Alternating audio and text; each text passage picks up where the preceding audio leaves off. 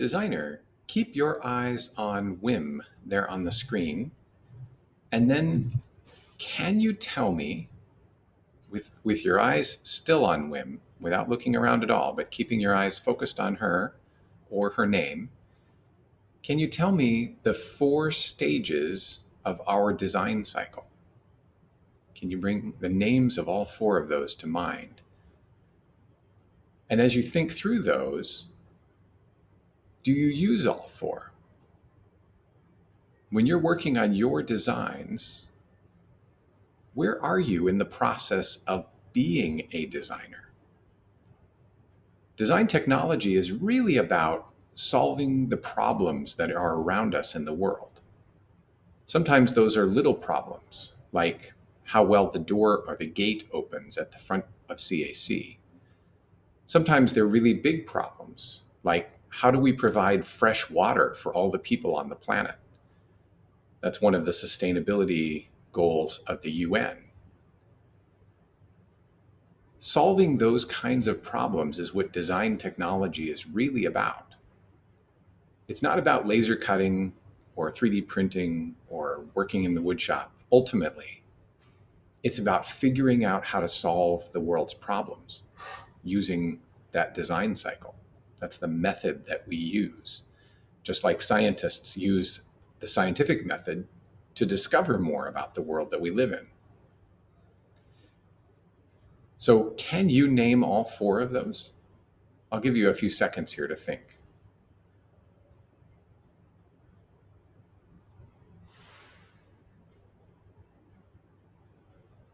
Could you think of all 4? Did you keep your eyes on whim the whole time? Or did you have to look up?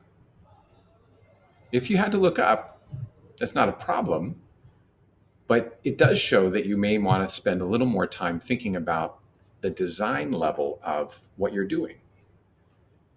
The use of tools, using the laser cutter, being able to model in 3D with Tinkercad or with Shaper 3D, being able to use a bandsaw or programming in Python, or how to use a light to throw your subject into better view on camera.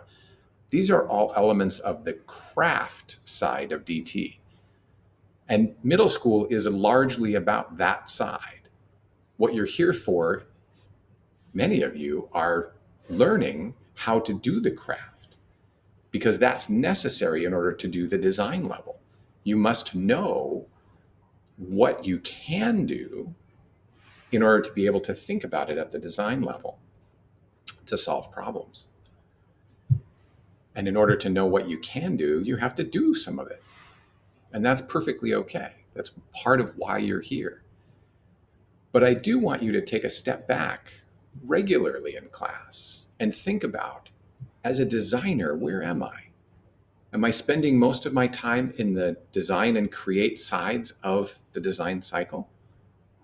How much time do I spend doing investigate before I start working on my project?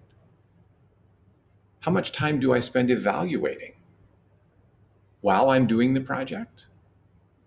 Is it going okay? Do I need to make adjustments? Do I need to whatever? All of that is included in evaluation.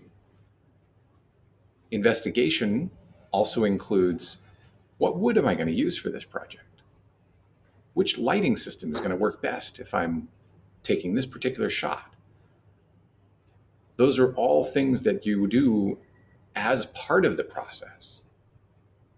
But notice how much time you spend in those quadrants and how much time you spend in the discover and create quadrants. And if you find yourself spending most of your time in discover and create, or a majority of your time, think about how you can shift things to be a little more balanced and spend more time in all 4 quadrants of the cycle.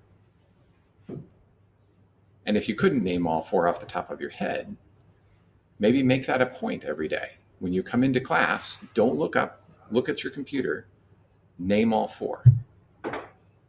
And think for a few seconds at the beginning of your day, how much time did I spend in those quadrants last class? Where do I want to focus my efforts this time?